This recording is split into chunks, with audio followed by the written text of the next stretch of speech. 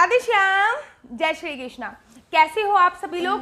आशा करती हूँ आप सभी मंगल में होंगे। जैसे कि आप सभी भली भांति परिचित हैं कि इस समय जो महीना चल रहा है वो अधिक मास का महीना चल रहा है। इस समय जो महीना चल रहा है उसको भगवान श्री हरि ने अपना एक नाम दिया है और पुरुषोत्तम मास के नाम से जाने वाला पुरुषोत्तम मास का महीना चल रहा है। कहीं कहीं पे इसे लोन का महीना बोलते हैं, इसको मल मास भी बोला जाता है। जैसे कि मैंने अन्य वीडियो में बताया है कि इस अधिक मास में अगर आप 1 रुपया भी दान करते हो तो आपको 100 रुपए के बराबर का फल मिलता है।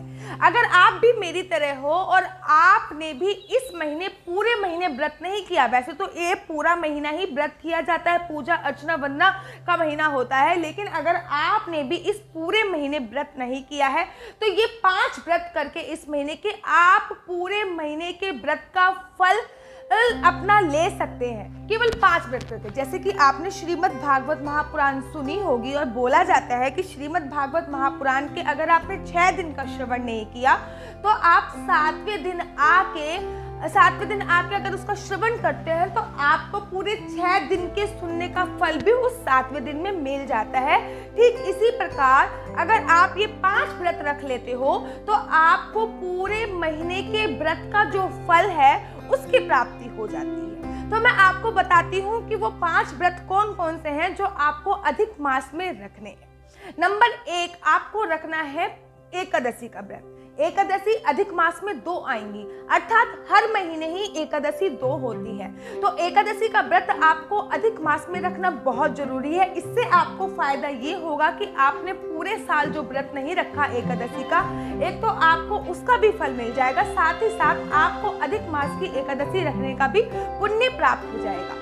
विशेष ध्यान दीजिए कि एकादशी वाले दिन अन्न खाना वर्जित होता है। इस दिन अन्न नहीं खाना चाहिए।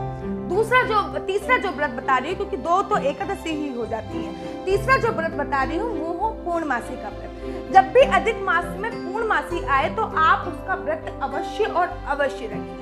चौथा जो व्रत बता रही हूँ वो है अमावस्या का व्रत। अधिक मास में जब भी अमावस्या आती है तब आपको अमावस्या का व्रत आपको अवश्य रखना है और मेरे ख्याल से 16 अक्टूबर के आसपास अमावस्या है। और अंतिम व्रत जो मैं आपको बता रही हूँ वो है कि अगर आपने एकादशी के बाद आती है द्वादशी और द्वादशी के बाद आती है त्रयोदशी, भगवान शिव का व्रत उसको बोला जाता है, आपको त्रयोदशी का भी व्रत रखना है। और ये 5 व्रत रखकर आप पूरे महीने के व्रत का फल पा सकते हैं। विशेष ध्यान दीजिए, जिस दिन आपका व्रत है उस दिन आपको बिस्तर पे नहीं सोना, उस दिन आपको जमीन पे सोना है। कोशिश कीजिए कि इस पूरे महीने अधिक मास में आप लहसुन प्याज का त्याग करें, गाजर का भी त्याग करें, बैगन का भी त्याग करें और लहसुन प्याज का विशेष तौर पे त्याग करना चाहिए। एकादशी वाले दिन या फिर व्रत वाले दिन आपको एक बार बना हुआ जो आपने भोजन ग्रहण कर लिया है, चाहे वो व्रत का ही भोजन है, उसको दोबारा गर्म करके आपको नहीं ग्रहण करना है, चाहे वो चाय ही क्यों ना हो। क्योंकि बोलते हैं कि जब हम व्रत का भोजन ग्रहण करते हैं तो भगवान भी साक्षात हमारे साथ भोजन ग्रहण करते हैं। तो हम दोबारा गर्म किया हुआ जो भोजन होता है वो उसमें तामसिक भोजन में आता है, अर्थात बोला जाता है कि दोबारा जो हमने भोजन गर्म किया है वो तामसिक पदार्थों में आ जाता है, इसलिए उस भोजन को ग्रहण नहीं करना चाहिए। इन व्रतों में आपको विशेष ध्यान देना है कि तुलसी माता की संडे को छोड़ के संडे नहीं होना चाहिए। तुलसी माता की आपको 11 परिक्रमा करनी है और 11 परिक्रमा पीपल की करनी है। विशेष ध्यान दीजिए कि संडे को पीपल के पेड़ की कोई पूजा अर्चना नहीं होती है और तुलसी माता की भी कोई पूजा अर्चना संडे के दिन नहीं होती है। तो आपको दीप दान करना है इन 5 व्रत में, तुलसी माता पे भी और पीपल के वृक्ष पे भी। अगर आप इस विधि से पूजा अर्चना वंदना करके अगर आप इस विधि से भगवान के 5 व्रत इस महीने करते हैं तो आपको पूरे मास के व्रत का फल मिल जाएगा। अब मैं आपको कुछ ऐसे मंत्र बताए जाने जा रही हूँ। अगर आपने गुरु दीक्षा ले रखी है तो बहुत ही अच्छी बात है। अगर आपने गुरु दीक्षा नहीं ले रखी है और फिर भी अगर आप मंत्र जपना चाहते हो तो आप महामंत्र हरे राम राम राम हरे हरे, हरे कृष्णा कृष्णा कृष्णा हरे हरे का जाप कर सकते हो। ओम नमो भगवते वासुदेवाय का भी जाप कर सकते हो। ओम सच्चिदानंद रूपाय विश्वोत्पत्त्यादि हेतवे तापत्रय विनाशाय श्री कृष्णाय वयम नुमा का भी आप लोग जाप कर सकते हो।